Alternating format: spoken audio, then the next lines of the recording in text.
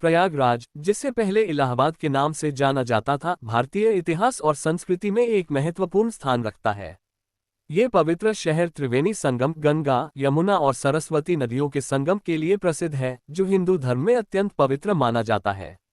यहाँ आप पहुँचने के लिए किसी भी शहर से प्रयागराज की ट्रेन से पहुँच सकते हैं। स्टेशन से बाहर आने के बाद आप किसी इलेक्ट्रिक वाहन से 40 रुपये देकर इस मंदिर तक आसानी से पहुँच सकते हैं।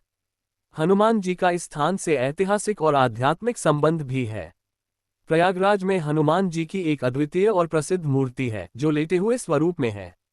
यह मूर्ति संगम के निकट स्थित है और इसे बड़े हनुमान जी के नाम से जाना जाता है। लेटे हुए हनुमान जी का ये स्वरूप देश भर में अपनी तरह का अनोखा है और इसे भक्तगण बहुत श्रद्धा के साथ पूजते हैं।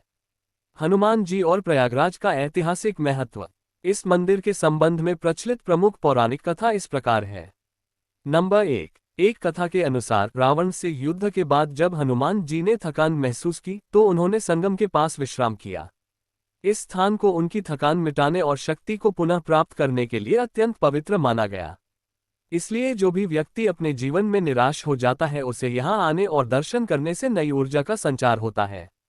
इस मंदिर में हनुमान जी के दर्शन के बिना संगम स्नान अधूरा है।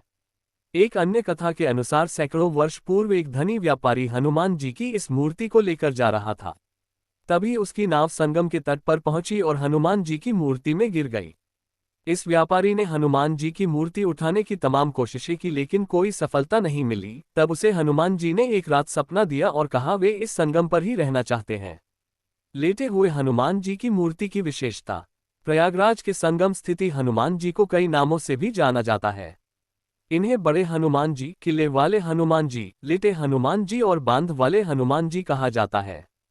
यहाँ जमीन से नीचे हनुमान जी की मूर्ति लेटे हुए मुद्रा में है तथा हनुमान जी अपनी एक भुजा से अहिरावण और दूसरी भुजा से दूसरे राक्षस को पकड़े हुए हैं।